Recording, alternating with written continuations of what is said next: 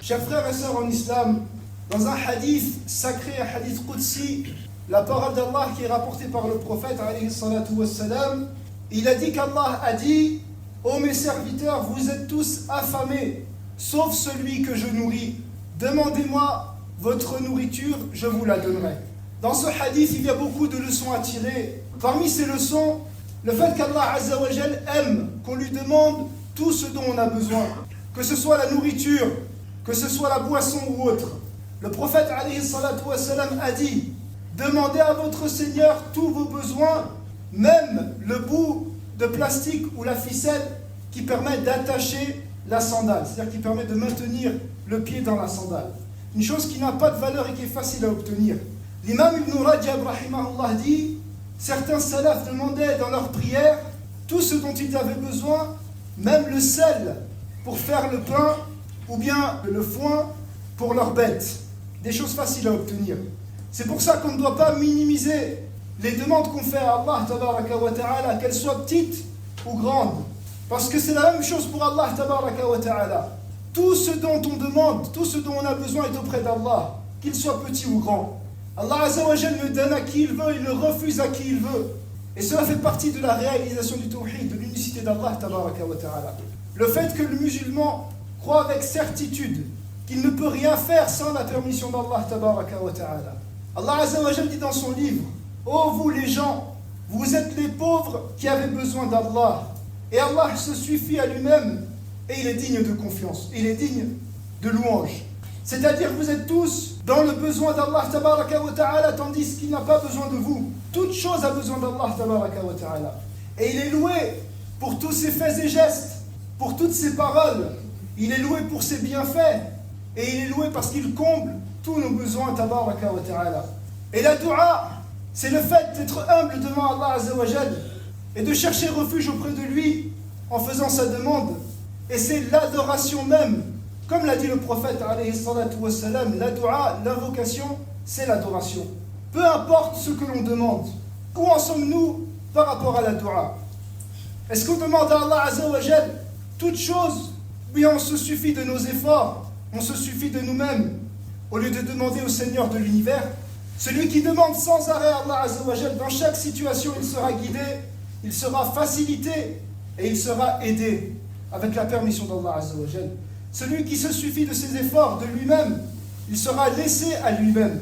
Comme dans un poème en arabe, celui qui ne demande pas l'aide à Allah tabaraka wa ta'ala, la première chose qui lui sera nuisible, ce sont ses propres efforts. Nous ressentons tous la faim, sauf celui qu'Allah tabaraka wa ta'ala nourrit. Cette réalité, personne ne s'en rend compte, sauf si Allah Azza wa Jal a ouvert son cœur. La faim, c'est ressentir le manque de nourriture. Et la nourriture, elle est tangible, comme ce que l'on mange et qui apporte la force au corps. Mais elle est aussi spirituelle, et c'est la science religieuse. Et c'est ce qui fait vivre le cœur. Et le plus grand des manques, c'est le manque du cœur, le manque de la connaissance, le manque de science. Et la chose qui profite le plus aux serviteurs, c'est la science. Et c'est pour ça qu'Allah Azza wa Jal a ordonné à son prophète de demander plus de science dans sa parole tabaraka wa ta'ala, et dit: ô Seigneur, augmente ma science. Les savants ont mentionné que c'est la seule chose qu'Allah tabaraka wa ta'ala a ordonné à son prophète de demander en plus, la science.